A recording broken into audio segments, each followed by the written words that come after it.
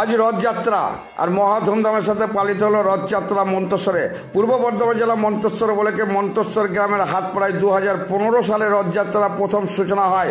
আর সেই থেকেই প্রায় 11 বছর ধরে পালিত হচ্ছে মহা ধুমধামের সাথে এই রথযাত্রা। এই দিন এক পুরোহিত মশাই জানান, আজকের এই রথযাত্রা মন্তেশ্বরে গোটা গ্রাম পরিক্রমা করে বাবা জগন্নাথ, বলরাম ও সুভদ্রাকে নিয়ে মাসির বাড়ি যান। এরপরই 7 দিন ধরে চলবে পূজা অর্চনা, তারপরেই আবার উল্টো রথে ফিরে আসবেন মেন মন্দিরে। এই রথযাত্রা উপলক্ষে এলাকার মানুষের প্রচুর ভিড়, সেই সঙ্গে যাতে কোনো রকমই অপ্রীতিকর ঘটনা না ঘটে সেই জন্য মন্তেশ্বরে পুলিশ প্রশাসনের নজরদারি কঠোর। মন্তেশ্বর থেকে report Faizul Sheikh, MBS news.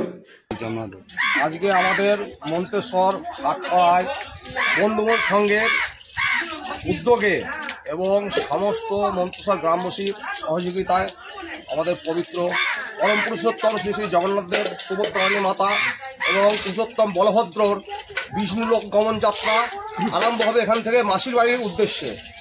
আজকে মাসির বাড়ি সারা গ্রাম পরিক্রমা করে প্রভু তার মাসির বাড়িতে আশ্রয় গ্রহণ করবেন এবং মাসির বাড়িতেই এই 7 দিন আপনার পূজা অর্চনা হবে, প্রভুর সন্ধ্যা আরতি হবে, পূজা হবে, তারপর আবার প্রভু উল্টো রথে আবার মন্দিরে গমন করবেন। আমার নাম হচ্ছে রমেন চক্রবর্তী, আমি এই ক্লাবের সম্পাদক প্লাস পুরোহিত।